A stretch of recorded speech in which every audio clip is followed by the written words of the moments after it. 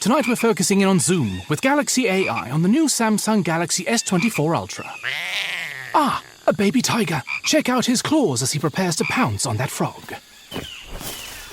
Close one, but not as close as this Zoom. We can literally count the whiskers and... Oh look, Mum's here. Good thing I'm nowhere nearby. Go wild with Galaxy AI on the new S24 Ultra and zoom in on the epic day or night. Get yours now at Samsung.com.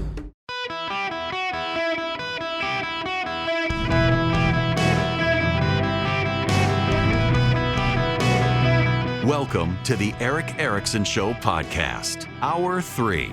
Greetings, America. Welcome. It is Eric Erickson here nationwide. The phone number is 877-973-7425. If you are on WSB Radio in Atlanta, Georgia, you have me till 7 p.m. tonight.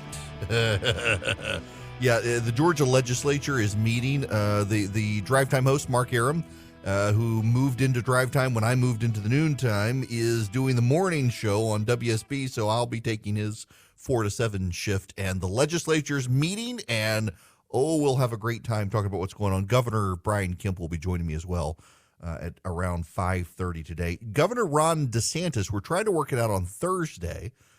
He wants to be on the show. He'll be at an event in the Atlanta area on Thursday, and I'm hoping to be able to sit down with him. He won't be able to do the show live, but he wants to come into the studio that morning to record an interview with me for the show if we can make the logistics work. So we're working on it. We're being as flexible as possible, whether I go to him or he comes to me, whatever we can do, just to be able to get this going.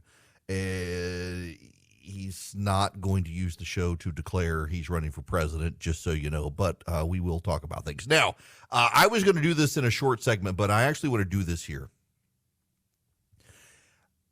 For those of you who do not know that racism in America is not the problem it used to be, I now have proof. We are never as a society going to get rid of racism. Why? Doesn't mean we shouldn't try to get rid of it, but we're never going to get rid of it completely.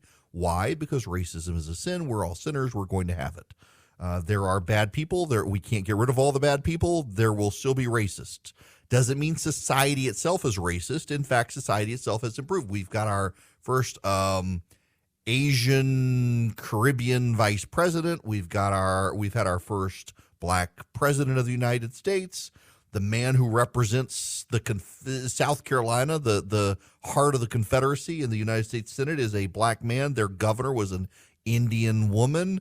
Louisiana had an Indian American governor, Bobby Jindal. We've made great progress in race in this country. However, as people have graduated from college with degrees in victim studies, women and gender studies, queer theory, African American studies, they get jobs in the DEI environment, diversity, equity, and inclusion.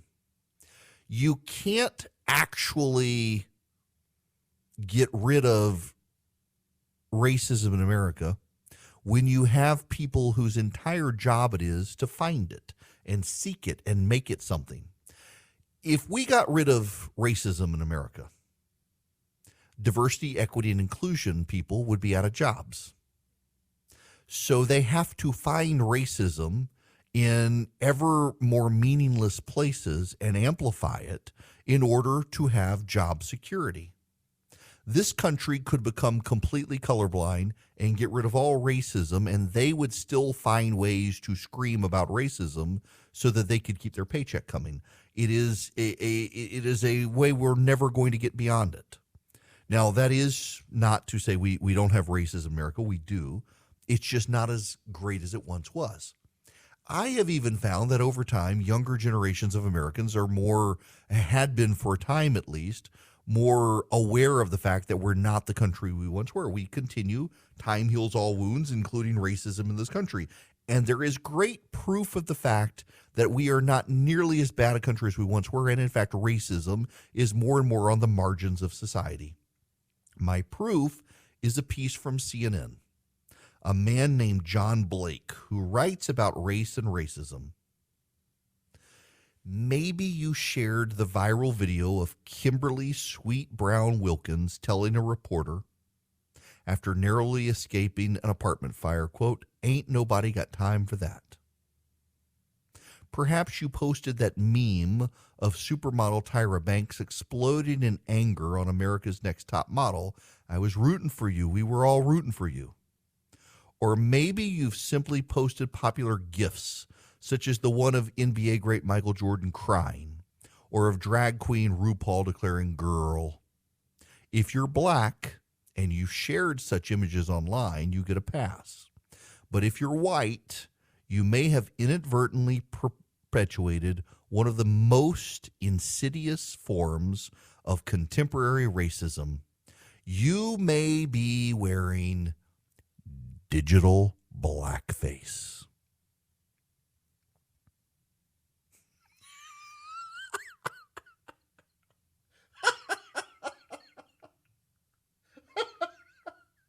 Digital blackface. What is digital blackface? He helpfully asked the question for us. What is digital blackface? Digital blackface is a practice where white people co-opt online expressions of black imagery, slang, catchphrases, or culture to convey comic relief or express emotions. These expressions, what one commentator called racialized reactions, are mainstays in Twitter feeds, TikTok videos, and Instagram reels, and are among the most popular internet memes. Digital blackface involves white people play acting at being black, says Lauren Michelle Jackson. Girl!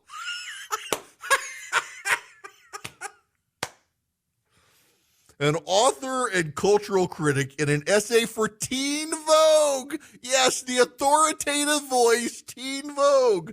Jackson says the internet thrives on white people laughing at exaggerated displays of blackness, reflecting a tendency among some people to see black people as walking hyperbole.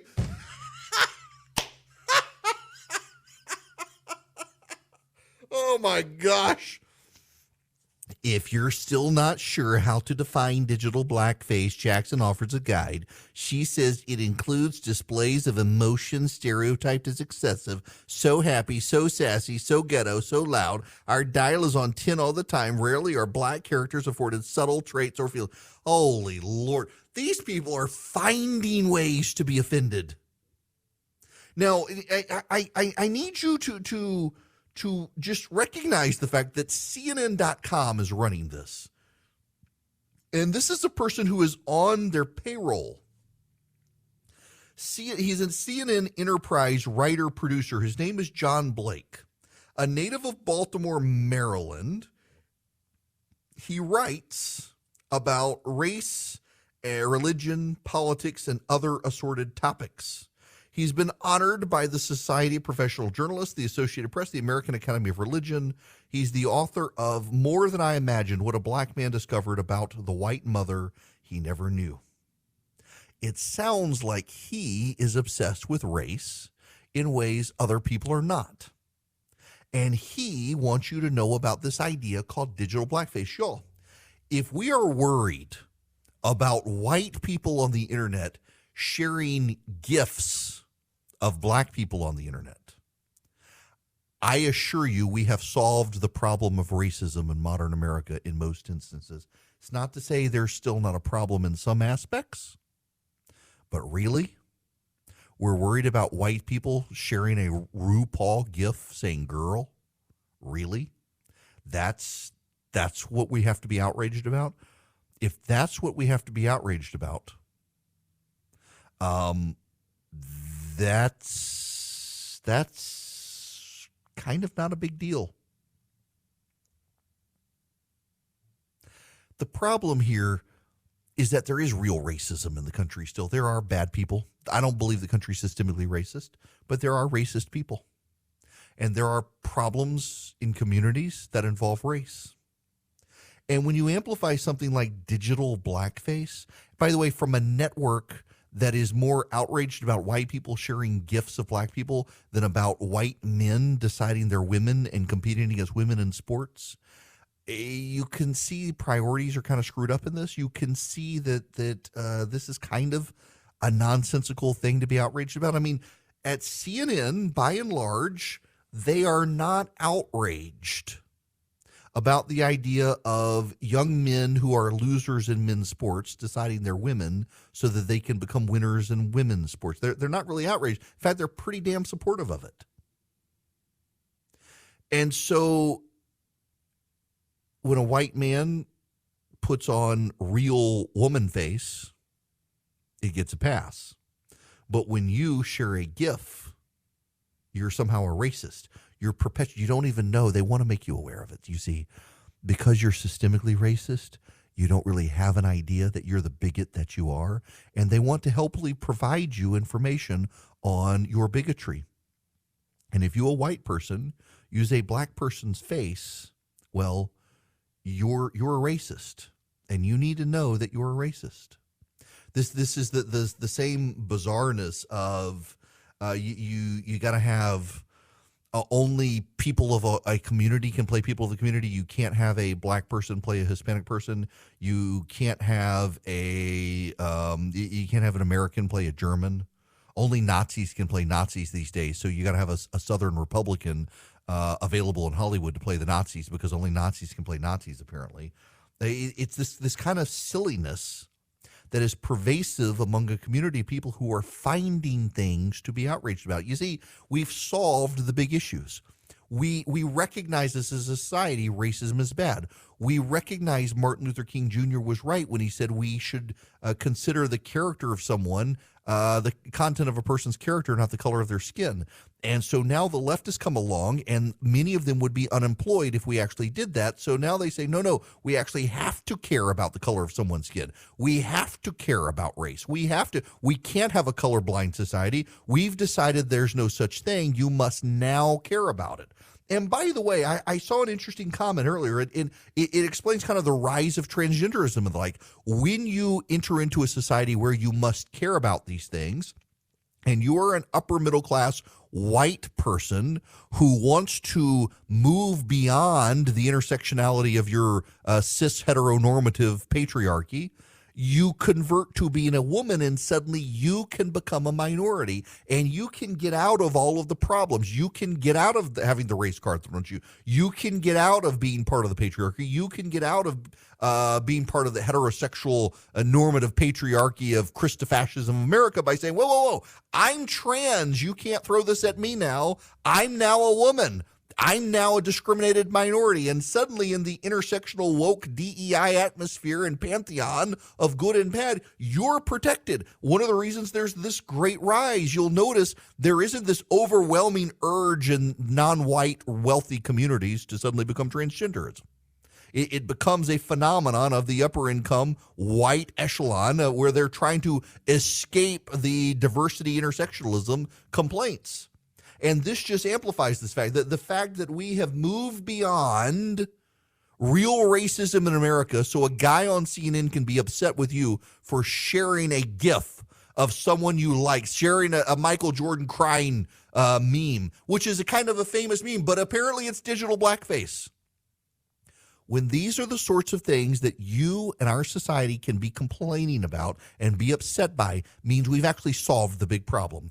Our society is not systemically racist when this is your complaint. Our society is not overridden with racists in charge when this is your sort of complaint. When you are complaining about a white person just embracing a funny meme because it just means they believe that every black person dials it up to a 10 every day. That's not what it means. It's just an appropriate gift for an appropriate circumstance. But they don't see it that way because they want to be offended, and their career depends on perpetuating the outrage of racism. Their career depends on this. This man, John Blake, writes on race, religion, and politics in America. If we can acknowledge that we are not the racist society we once were, he's out of a job. And so he's got to find racism somewhere, and where he has found it is in white people sharing memes on social media that offend him and just not the rest of America. I have not only converted my entire family to Bull and Branch sheets, but a lot of my friends as well. because I actually believe in them. You can feel the craftsmanship, and the amazing thing is that these sheets get softer every time you wash them. Don't believe me? Give them a try. Right now, you can get early access to Boll & Branch's spring sale. You use code ERIC, that would be my name, ERICK, and get 20% off today at bollandbranch.com. That's Boll & Branch, BOLLAND branch.com. The promo code is ERIC. Exclusions apply. See the site for details. I got to tell you guys, these sheets are designed for incredible night sleeps. They're made without toxins. They're free from synthetic pesticides, formaldehydes, harsh chemicals. They fit really deep mattresses, and I've got a thick mattress, and they don't shrink up, which is great. Take care of the sheets take care of you, and you get a 30-night risk-free guarantee with free shipping and returns on all U.S. orders. And right now, use code ERIC to take 20% off today at bollandbranch.com. That's BOLLAND branch.com, promo code ERIC. Welcome. It is Eric Erickson here. The phone number is 877-973-7425. If you'd like to be on the program, always happy to have you here. When we come back at the bottom of the hour, there's a story about the Wall Street Journal, or in the Wall Street Journal, about polling in America that we need to discuss it. Right now, though, there's a bigger issue, and I actually think this is a very important issue. Editorially, when I shape the show every day, occasionally I run across a story that I think is the biggest story, but I know that none of you will agree with me, and I sometimes have to set it aside. There are times that I put it at the forefront, but on a day like today where I've been on vacation for a week and I come back, I need to deal with what is perceived to be the biggest story of the day and not what I think actually is the biggest story of the day. And I want to spend just a moment on this headline. My buddy Joe sent this to me. Al-Qaeda closes in on a stalwart U.S. ally in Africa. In a city in Ghana, a fight between ethnic groups is the kind of bitter local dispute Islamist militants often exploit. Let me just read you part of this from Michael Phillips in the Wall Street Journal. The good news, according to Salafu Basru, an elder of the Mempruzi people, is that if Al-Qaeda militants attack, they'll probably kill his rivals from the Kusasi community first. The bitter 65-year dispute between Mempruzi and Kusasi over which ethnic group rules this small northern Ghanan city has turned deadly in recent months, with neighbors exchanging machine gun fire and each side vowing never to let the other get its way. So Mr. Salifu relishes the idea of Al-Qaeda gunmen storming through Kusasi neighborhoods even more than he worries about the terror group invading Ghana in the first place. We wouldn't help the Kusasi at all, vowed the 60-year-old, seated in front of a mural listing Mempruzi, who has served as paramount chief of Baku since 1721. The clash between Baku's main ethnic groups is a hyperlocal conflict with potentially global implications. Both Ghanan and U.S. officials fear that Al-Qaeda militants, who have attacked villages in Burkina Faso, just a few miles away, could take advantage of the tensions to establish a beachhead in Ghana, a regional powerhouse and American ally. Over the past 5 years, militants from Al-Qaeda and Islamic State have spread like an inkblot through the semi-arid Sahel band of West Africa, killing thousands in Mali, Niger, and Burkina Faso. One of their favorite tactics is to inflame local conflicts and grievances to recruit young men. That strategy has helped turn Africa from Mali in the west to Somalia in the east to Mozambique in the south into the main battlefield in the decades-long contest pitting Islamic extremists against the West and its local allies. I can stop reading there and just tell you we've got to keep an eye on this. Remember, Barack Obama told us Al-Qaeda was dead or dying, and Joe Biden has assured us that ISIS was no more. And in fact, they just went into the shadows, moved into Africa, and are coming after American allies trying to destabilize that region. We should not treat Africa as a homogenous nation. It's not. It's a continent larger than North America. It has a lot of people, and many of them are poor, many of them starving, and they make good converts to something like Al-Qaeda and ISIS. This is going to come back to get us if we don't solve this problem, and the Biden administration doesn't seem to be able to figure out how to do that. Hello there, welcome. It is Eric Erickson here across the nation. Let me give us all a laugh for the day. This sometimes the stories you read, this is out of the London Metro paper. 5 hitmen have been jailed for attempted murder after each one avoided carrying out the contract themselves so they can make a profit. Chinese businessman Tan Yui was looking for a hitman to take out a competitor, Wei Mao, and was willing to pay 2 million yuan, which is $267,000. She's willing to pay $267,000 to get the job done.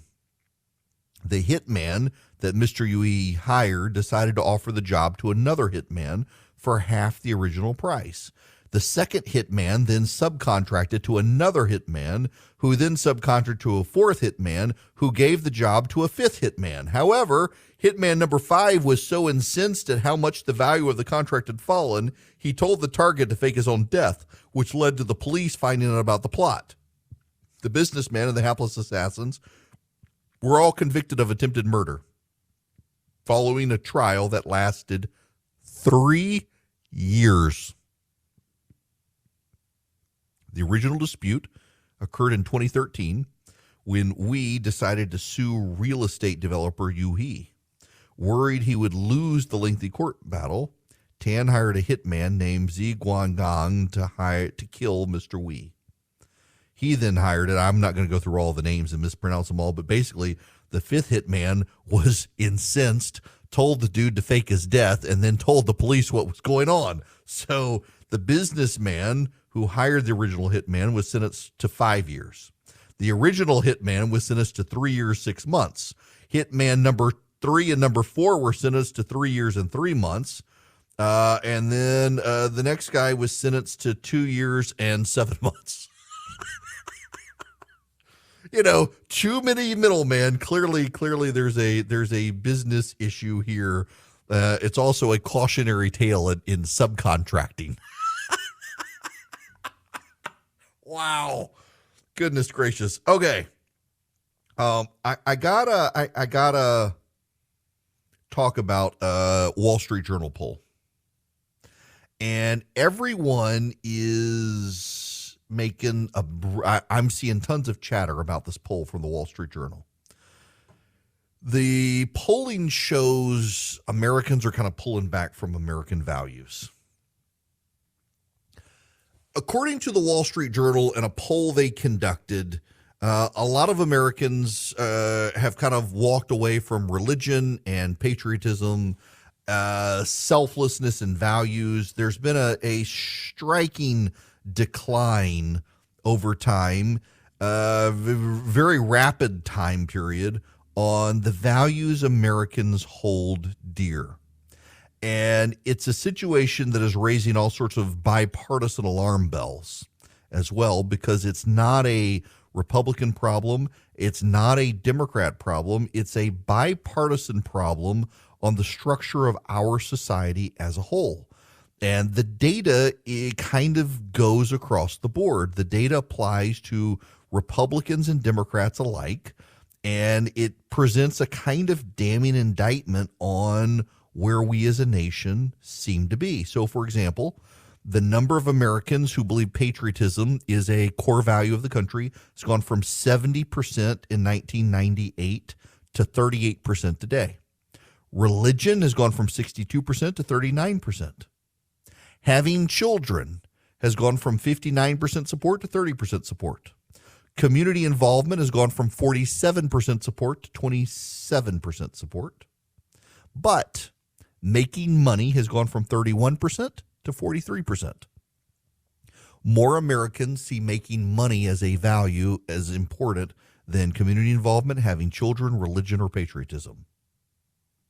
One of the things that's getting missed in the commentary about this, however, is the very last paragraph. And this gets into what I've been talking about with polling.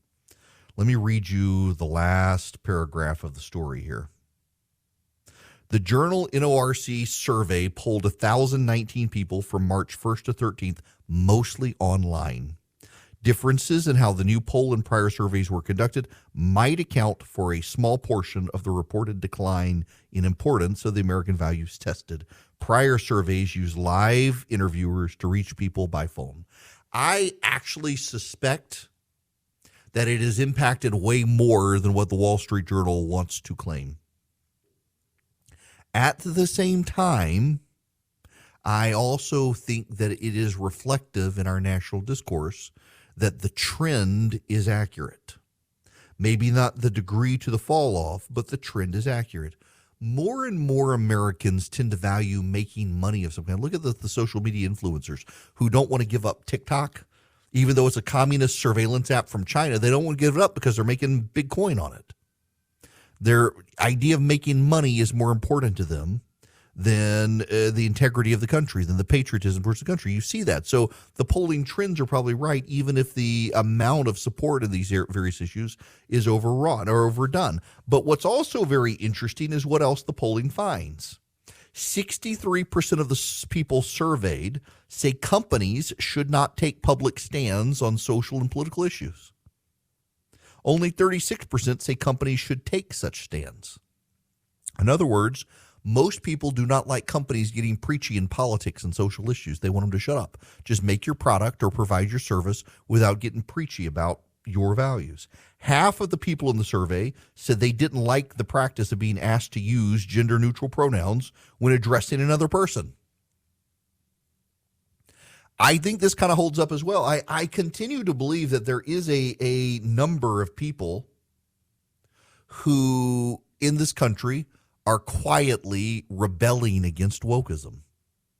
I've mentioned before, I have a progressive correspondent. I wouldn't call him a friend, definitely an acquaintance.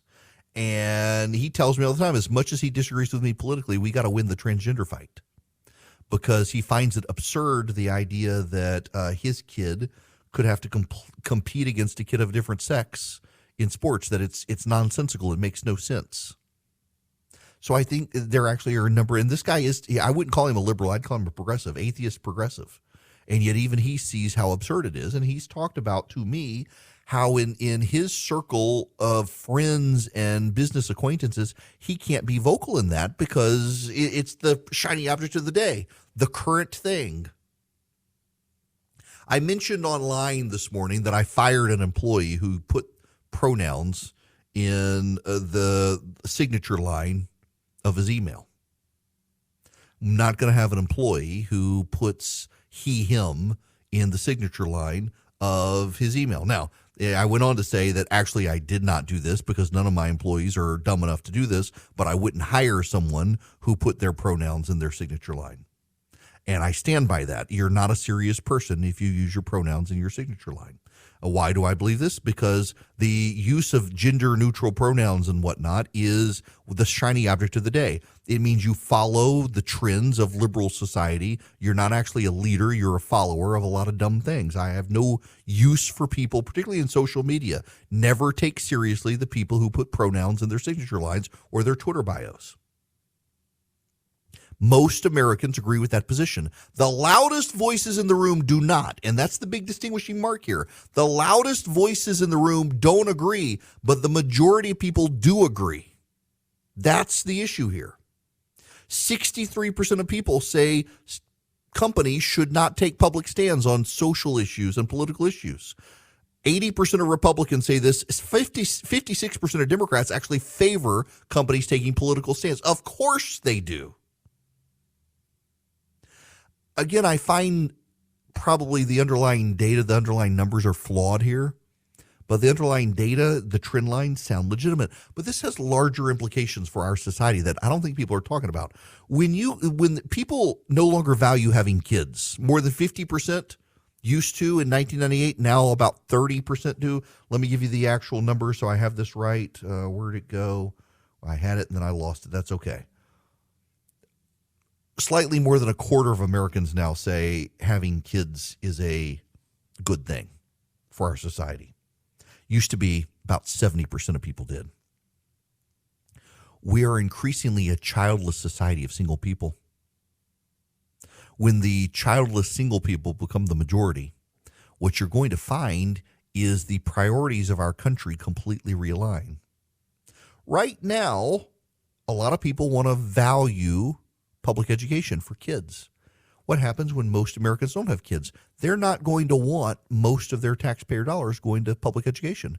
They're going to want most of their money going to retirement centers for themselves or ways to entertain themselves. When you have a bunch of people who have no kids to take care of them, you necessarily have to have the social safety net grow. When you don't have a lot of people who find a lot of value in patriotism, what you find is a lot of people no longer care about the country. And I suspect when you look at two of these data points, people no longer care about patriotism and people care greatly about making money these days. That explains the TikTok phenomenon.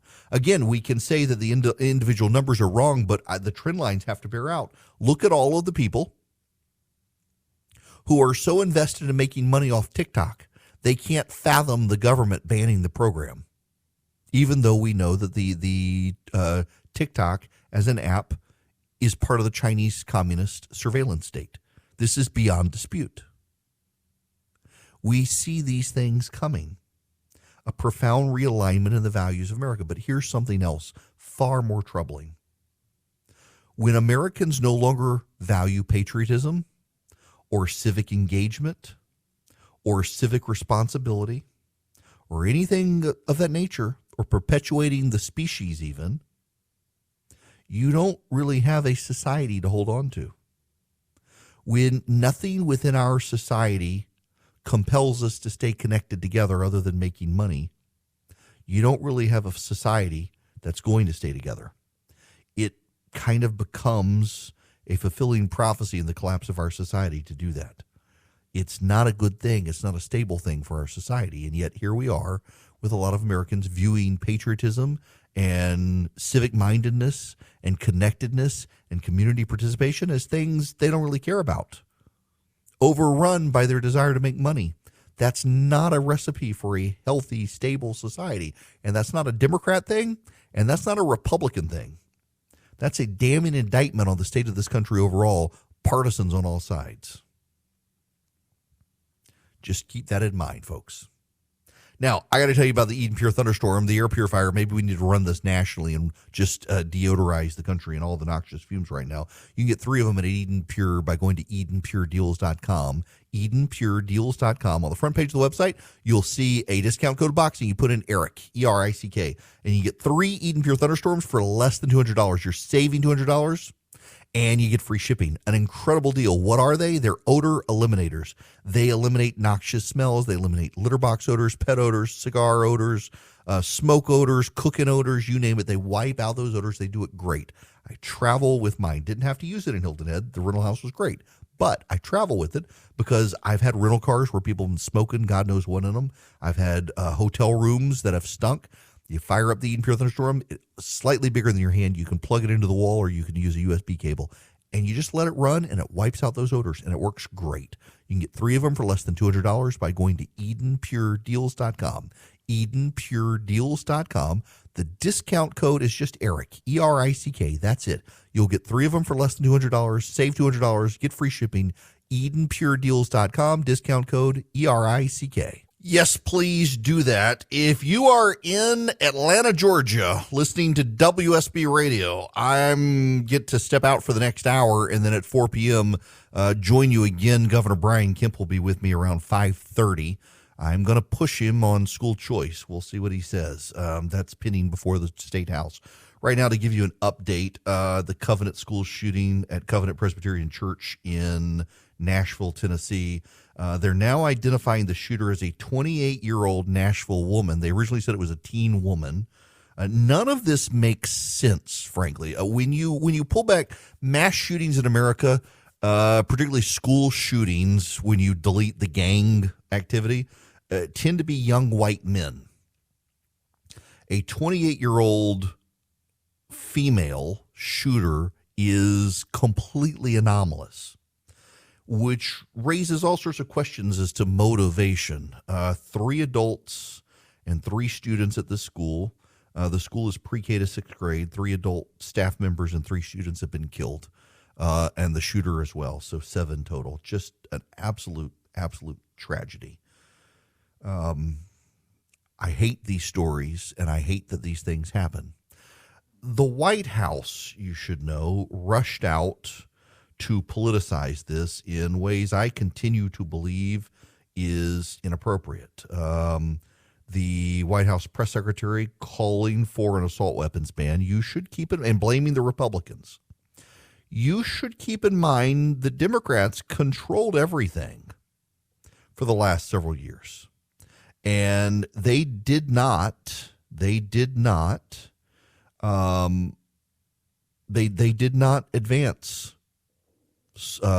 assault weapons ban. They could have, and they chose not to. The president, bizarrely enough, started out talking about the Nashville shooting today this way. My name is Joe Biden. I'm Dr. Joe Biden's husband. And I ate Jenny's ice cream, chocolate chip. I came down because I heard there was chocolate chip ice cream. By the way, I have a whole refrigerator full upstairs. You think I'm kidding? I'm not. God. Ben, how are you, pal? One of the best guys in the United States Congress, Ben Cardin.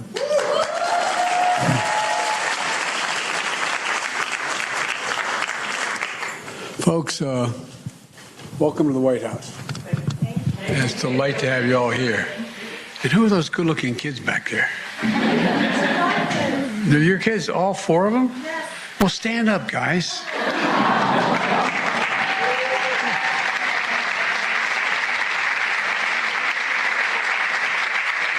Well, I want you to know, like you, I had two brothers, three.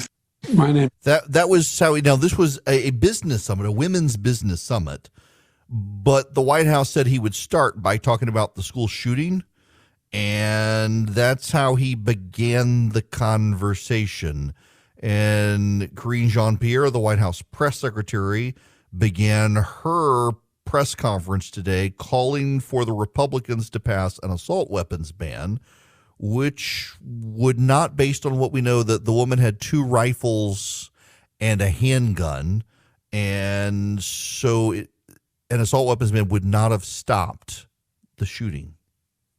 Whether it would have stopped the rifles from being present, it would not have stopped the handgun from being present. It's just the rush for government to do something to keep us safe. Government is not going to be able to keep you safe. Government cannot always keep you safe. And we have over time